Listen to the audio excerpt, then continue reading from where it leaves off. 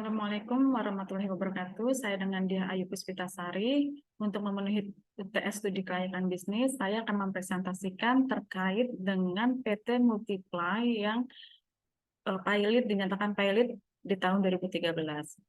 Berdasarkan Biro Statistik Tenaga Kerja Amerika Serikat, 20% dari semua bisnis bisa jatuh begitu saja dalam 2 tahun pertama pendiriannya.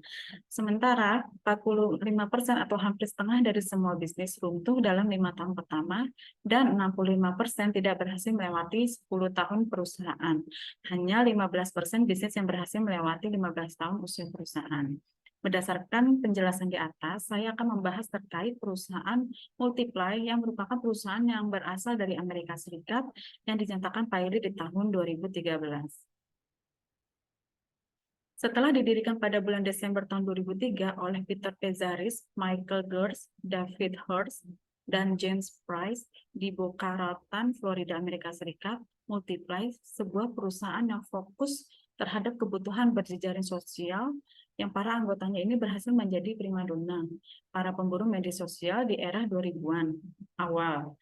Mereka sampai mengklaim jika penggunaannya di tahun 2005 mencapai angka 1 juta. Sebuah jumlah yang sangat fantastis bagi para pemain media sosial pada saat itu, di mana Facebook juga baru saja memulai perjalanannya dan Friendster sedang berusaha keras untuk tetap bertahan di tengah kompetisi sehat para pemain baru ini, meski mereka tetap ditatih untuk menghadirkan fitur yang bersaing.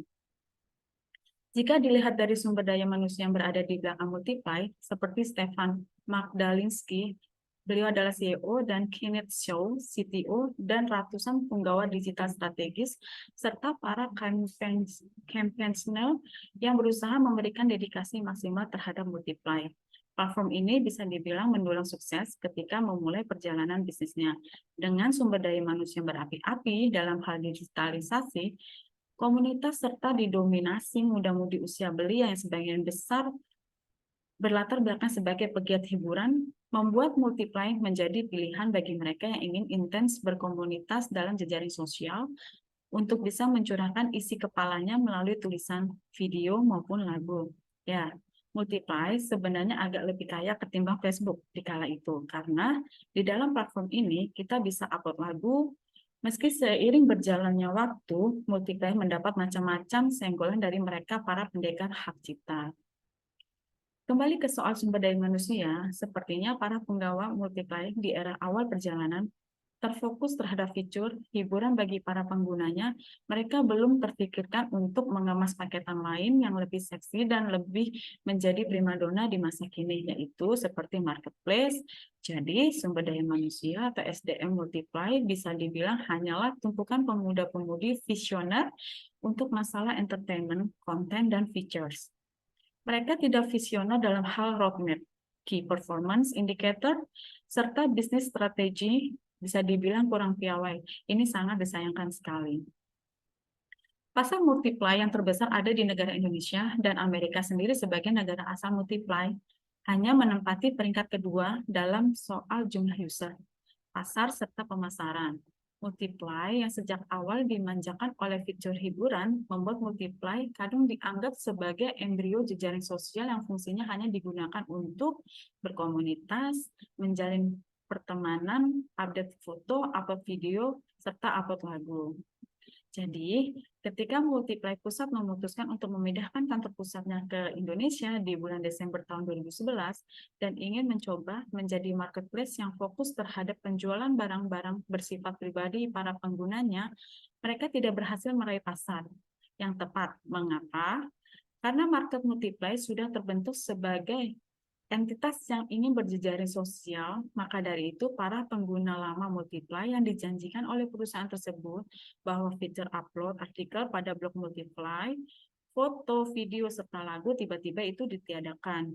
Nah, hal ini membentuk opini yang sangat buruk terhadap Multiply dan para pengguna setianya maupun para calon penggunanya, dan saat ini sangat, sekali lagi ini sangat-sangat disayangkan.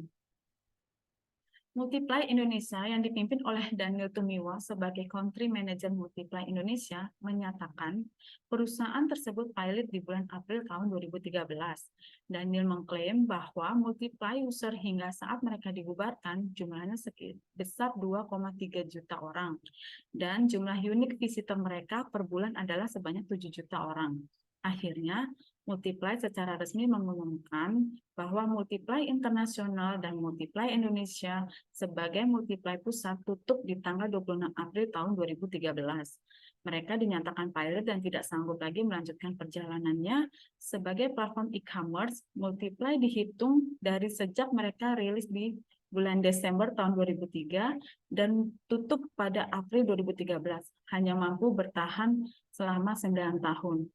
Sekali lagi, hal ini sangat disayangkan, sedangkan Multiply adalah perusahaan jejaring yang terbesar pada saat itu. Demikianlah presentasi saya terkait pembahasan perusahaan yang tutup. Sekian dari saya. Terima kasih. Assalamualaikum warahmatullahi wabarakatuh.